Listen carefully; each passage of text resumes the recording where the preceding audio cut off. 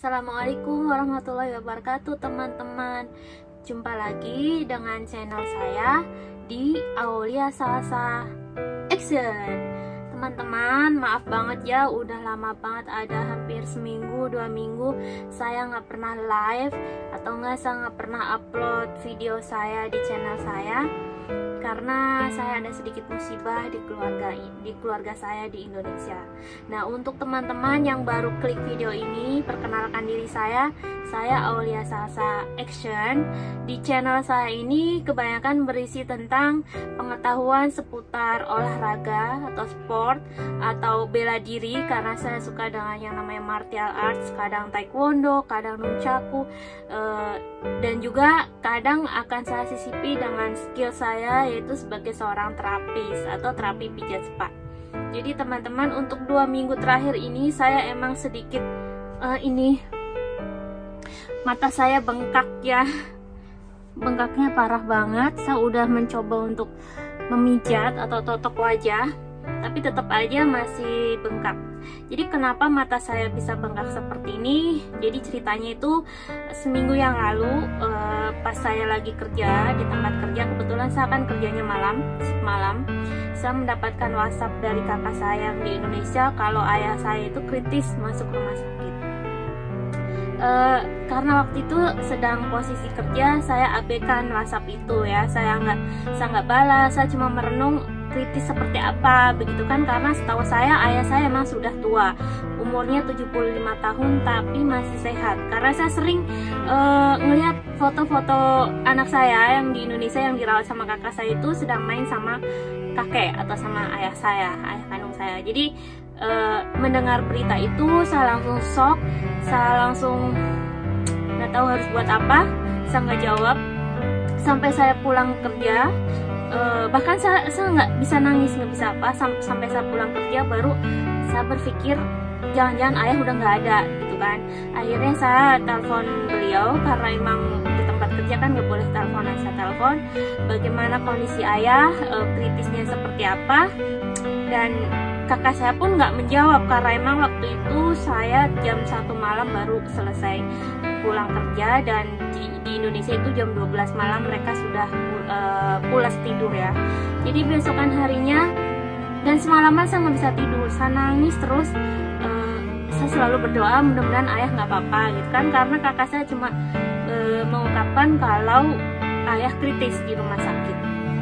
Dalam tanda kutip, saya tidak tahu krisisnya seperti apa.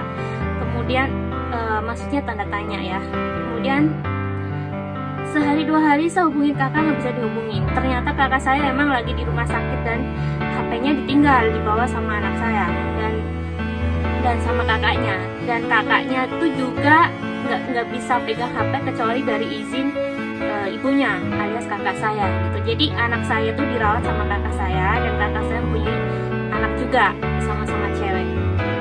Selang beberapa hari hati aku udah gelisah gundah ya. Jadi kejadian ini tuh bener-bener sangat menyita waktu aku. Dalam artian menyita waktu, aku tuh jadi sering ngelamun, sering kagetan, sering nggak fokus gitu ya. Sampai akhirnya kakak saya telepon dek gitu, kasih kabar telepon dek sekarang gitu. Akhirnya aku telepon dan kakak saya bilang kalau ayah baik-baik saja, sudah melewati masa kritis atau masa-masa yang nggak menentu apakah itu sadar atau enggak. Akhirnya kakak saya memberi kabar kalau ayah saya itu udah baikan, tapi ada aja ujian yang menimpa ayah saya itu. Beliau dinyatakan koma atau dalam sekujur tubuh dia tuh nggak bisa gerak, atau dikatakan stroke ya, bisa dikatakan stroke. Dan ini adalah suatu ujian yang sangat besar buat keluarga kami, buat kami semua anak-anaknya. Apalagi saya kondisi lagi di luar negeri, di negara orang, di perantauan, lagi di Makau, tidak bisa pulang. Sempat saya berpikir apakah saya harus pulang merawat ayah saya, apakah saya harus pulang melihat bagaimana kondisi ayah sampai detik terakhir yang nggak tahu mau sampai kapan. Akhirnya saya banyak bercurhat ke teman-teman saya di sini dan di luar negeri, dan saya kebetulan curhat kepada teman saya yang ada di Taiwan, Mbak Yani Wongdeso. Beliau mengungkapkan perasaan sedih dan juga memberikan semangat kepada saya jangan pulang, kalau bisa jangan pulang, karena satu-satunya harapan buat keluarga adalah kamu yang ada di luar negeri. Karena kondisi corona seperti ini di Indonesia kan maklum sendiri ya, apa-apa mahal, ke dokter mahal, biaya sekolah juga mahal. Dan kebetulan ayah saya juga masuk ke rumah sakit sampai sekarang masih dirawat. Itu berapa biaya penginapan yang harus kami bayar. Walaupun dari pemerintah memberikan asuransi atau yang disebut itu apa namanya, surat KJS atau apa gitu, tolong dibantu, saya lupa itu namanya apa, surat untuk orang sakit, tapi tetap aja kita harus menyewa kamar untuk ayah saya selama 1 minggu ini di rumah sakit. Jadi biayanya pun tidak sedikit ya teman-teman.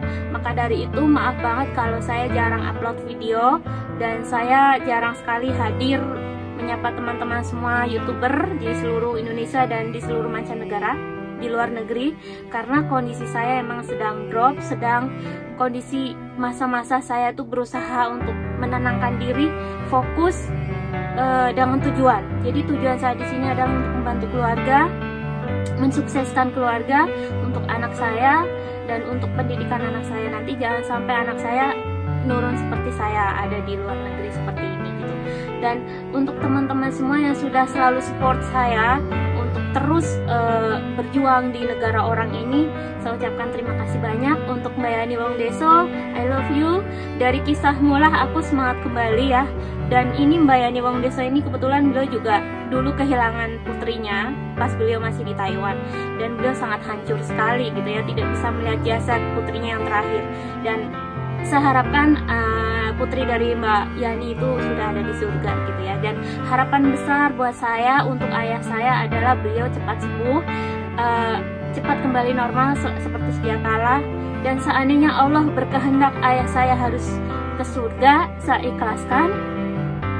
Mudah-mudahan dipermudah jalannya ke surga. Dan untuk kita semua yang ada di luar negeri, mudah-mudahan bisa berjumpa kembali, berkumpul dengan keluarga di Indonesia. Oke teman-teman, itu saja yang bisa saya sampaikan. Kalau selama ini saya nggak ada di YouTube karena saya sedang berusaha menguatkan diri saya, berusaha untuk kembali beraktivitas seperti biasa. Oke teman-teman, terima kasih sudah klik video ini, sudah like, sudah subscribe, dan kalau bisa komen, doakan ayah saya, mudah-mudahan ayah saya kembali sembuh seperti sedia kala. Oke teman-teman, sekian dari saya. Jangan lupa follow my Facebook Aulia Salsa, dan di sana di Facebook saya kita bisa saling curhat, bisa saling kenal lebih dekat ya. Oke teman-teman, sekian dari saya. Wassalamualaikum warahmatullahi wabarakatuh.